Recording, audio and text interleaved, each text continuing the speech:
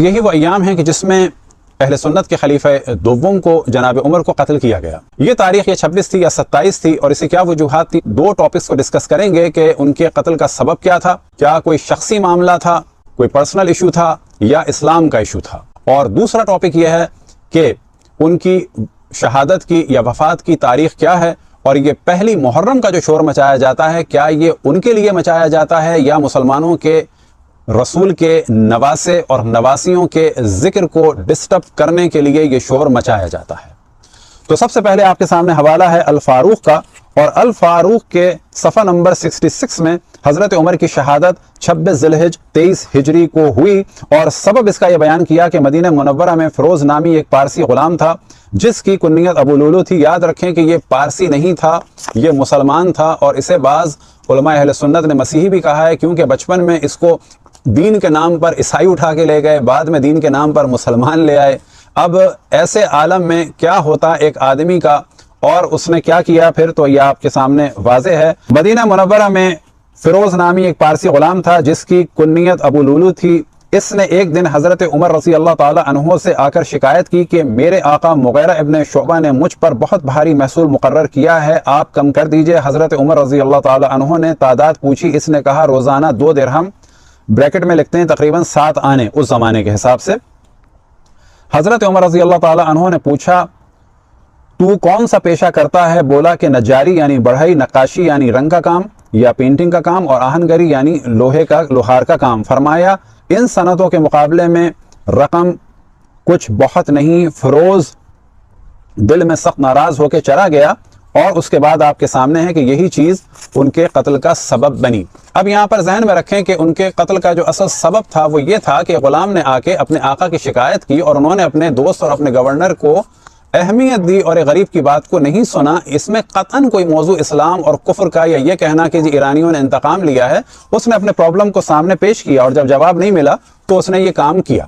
تاریخ ملت کی جو تالیف ہے جناب مفتی زین الدین عابدین سجاد میرٹھی اور مفتی انتظام اللہ شہابی اکبر آبادی کی، تو وہ پیج نمبر 291 میں بھی اسی موضوع کو لکھتے ہیں کہ حضرت عمر فاروق رضی اللہ تعالیٰ عنہ کی وفات زخمی ہونے کے تیسرے دن 27 ذی الحجہ 23 کو بدھ کی رات میں واقع ہوئی، اور دوسرے دن صبح کو دفن کر دیا گیا. اب یہ کہنا کہ پہلی محرم تو یہ آپ کے سامنے واضح ہے. اس کے بعد آپ کے سامنے حوالہ ہے تقریب التہذیب کا، اور اس کا ترجمہ کیا ہے مولانا نیاز احمد نے، اور یہ لکھی ہے علامہ ابن حجر عسقلانی نے. اور اس کے پیج نمبر 658 میں آپ کے سامنے ہائی لائٹ ہے کہ آپ کی وفات یا شہادت ہوئی ذو الحجہ کے مہینے میں. اس میں تاریخ بیان نہیں ہوئی لیکن مہینہ بیان ہو گیا. اب آپ کے سامنے ہے تاریخ الخلفاء جلال الدین سیوطی کی، اور یہاں پر اسباب شہادت میں واضح لکھا ہوا ہے کہ زہری کہتے ہیں کہ حضرت عمر رضی اللہ تعالی عنہ کا طریقہ کار یہ تھا کہ کسی نابالغ لڑکے کو مدینہ منورہ میں باہر سے داخل نہیں ہونے دیتے تھے. ایک بار حاکم کوفہ حضرت مغیرہ بن شعبہ، اب یہ وہ مغیرہ بن شعبہ ہے کہ جو شراب کے جرم میں بھی اسے سزا ہوئی اور زنا کے اس میں بھی اس کے لیے مقدمہ ہوا، لیکن ایک شخص بعد میں غائب ہو گیا. اب یہ مغیرہ ابن شعبہ نے کوفے سے آپ کو لکھا کہ یہاں ایک بہت ہی ہوشیار اور کاریگر لڑکا موجود ہے، اس کو بہت سے ہنر آتے ہیں، لوہار اور بڑھئی کا کام خوب اچھی طرح کرتا ہے، نقاشی بہت عمدہ کرتا ہے. اگر آپ اس کو مدینہ میں داخلے کی اجازت دے دیں تو میں اس کو وہاں سے روانہ کر دوں تاکہ وہاں پہنچ کر اہل مدینہ کے کام آ سکے. آپ نے اس کو مدینہ میں داخلے کی اجازت دی اور لکھ دیا کہ یہاں بھیج دو. حضرت مغیرہ بن شعبہ نے کوفے میں اس پر 100 درہم کا خراج عائد کر رکھا تھا. یہاں مدینے آ کر اس نے حضرت عمر رضی اللہ عنہ سے حضرت مغیرہ کی شکایت کی کہ انہوں نے مجھ پر بہت ٹیکس لگا دیا ہے. آپ نے فرمایا ٹیکس زیادہ نہیں ہے. حضرت عمر کا جواب اس کو بہت ناگوار گزرا اور غصے سے تلملاتا ہوا واپس آ گیا. چند روز کے بعد حضرت عمر رضی اللہ تعالی عنہ نے اس کو پھر بلایا اور فرمایا تو کہتا تھا کہ اگر آپ کہیں تو میں ایک ایسی چکی تیار کر سکتا ہوں جو ہوا سے چلے گی. اس میں کڑوے تیوروں کے ساتھ جواب دیا کہ میں آپ کے لیے ایسی چکی تیار کروں گا جس کا لوگ ہمیشہ ذکر کیا کریں گے. جب وہ چلا گیا تو حضرت عمر رضی اللہ تعالی عنہ نے فرمایا کہ لڑکا مجھے قتل کی دھمکی دے کر گیا ہے. اور اس کے بعد کے بھی کچھ موضوعات ہیں. یہاں پر پھر اس کے بعد بیان ہوتا ہے کہ تاریخ شہادت و تدفین حضرت عمر رضی اللہ تعالی عنہ 26 ذی الحجہ 23 ہجری بروز چہارشنبہ شہید ہوئے اور یک شنبے چاند رات کو یعنی محرم کی چاند رات کو دفن کیے گئے. اب آپ کے سامنے اسی تاریخ الخلفاء کا عربی کا متن ہے کان عمر رضی اللہ تعالی عنہ اور اس کے بعد سے لے کے یہ پہلا موضوع ہے. اور پھر تاریخ اس کی جو ہے وہ بیان ہوئی ہے پیج نمبر 244 پر، کہ جس میں واضح لکھا ہے لِأَرْبَعِ بَقِينَ مِنْ ذِی الْحِجَّہ، کہ ذی الحجہ کے 4 دن پہلے جو ہے آپ دنیا سے رخصت ہوئے۔ تاریخ طبری اب آپ کے سامنے ہے، جلد نمبر 3 اور صفحہ نمبر ہے 214، فاروق اعظم کی شہادت۔ اور یہاں پر بھی جو ہے وہ قصہ لکھا ہے غلام کا، اور یہاں پر ایک بات واضح کی ہے، اور وہ یہ کہ ایک دن حضرت عمر بازار میں گشت کر رہے تھے، آپ کو مغیرہ بن شعبہ کا غلام ابو لولو ملا، وہ عیسائی تھا۔ وہ بولا اے امیر المومنین، آپ مغیرہ بن شعبہ سے میری سفارش کر دیں، کیونکہ مجھ پر بہت بڑا خراج لگا ہوا ہے۔ آپ نے پوچھا تم پر کتنا خراج ہے؟ وہ بولا روزانہ 2 درہم۔ آپ نے پوچھا تمہارا کیا پیشہ ہے؟ وہ بولا میسن بڑھئی ہوں، نقاش ہوں، لوہار ہوں۔ اس پر آپ نے فرمایا چونکہ تم کئی کام کرتے ہو اس لیے تمہارا خراج زیادہ نہیں ہے۔ یہ چیز سبب بنی کہ اس نے ان پر حملہ کیا۔ اب پیج نمبر 215 پر یہاں پر واضح ہے کہ اس نے خنجر سے حملہ کیا، اور اس کے بعد پیج نمبر 217 آپ کے سامنے ہے کہ جس میں لکھا ہے وفات و تدفین، آپ نے 4 شنبے کی شب 27 ذی الحجہ کو وفات پائی۔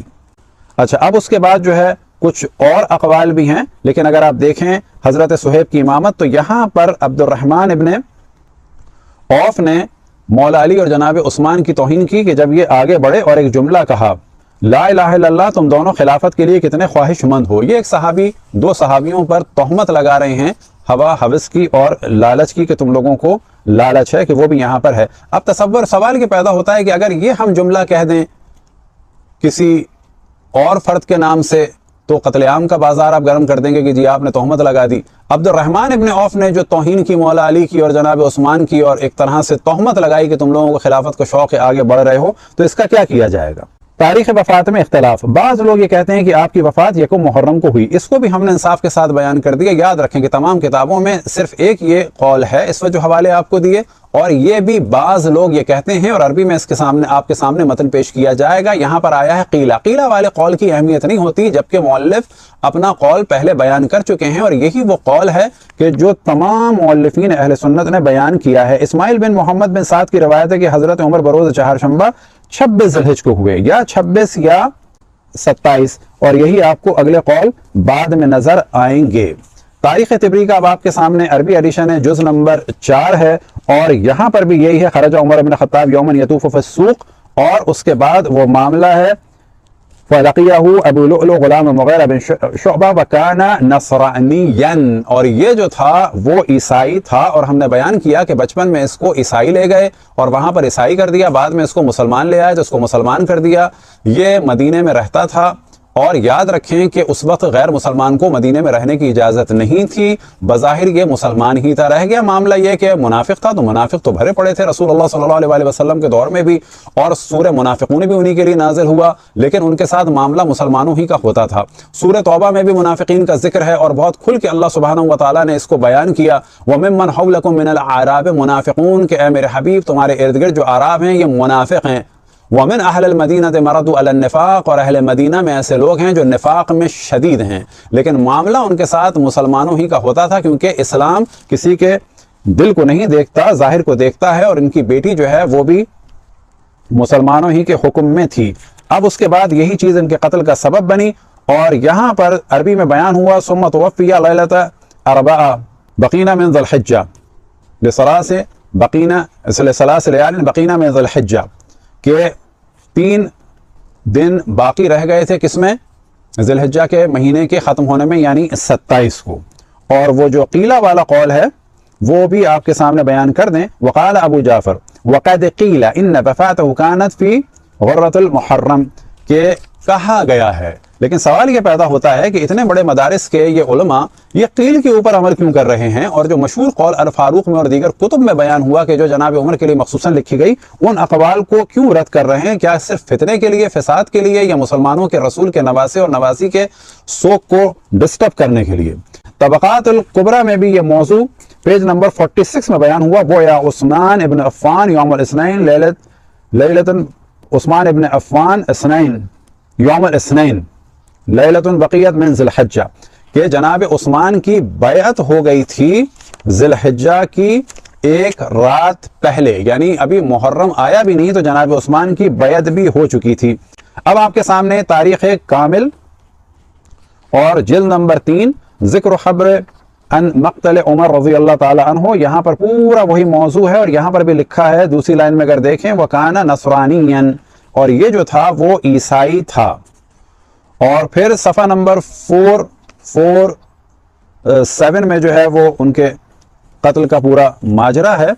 अब आ जाते हैं तारीख़ुल खुलफ़ा ar-राशिदीन, सफ़ा नंबर 359 पर फ़क़द खरजा उमर यौमन बाद औदतिही मिनल हज यतूफ़ु फ़िस्सूक़। अब ये पूरा मामला है कि हज से वापसी पर आए तो वो बाजार में टहल रहे थे कि इतने में जो है वो अबू लुलू मिला और उसने शिकायत की। तो यहाँ पर भी वाज़ेह हो गया कि जो असल मौजू है वो ये मौजू था कि उसने शिकायत की थी और मामला माल का था, और उन्होंने एक गरीब की बात को सपोर्ट करने के बजाय उन्होंने एक अपने दोस्त और अपने गवर्नर और एक ऐसे आदमी के बारे में कि तारीख में जिसके माल का बड़ा चर्चा है कि कितना माल उसने छोड़ा था,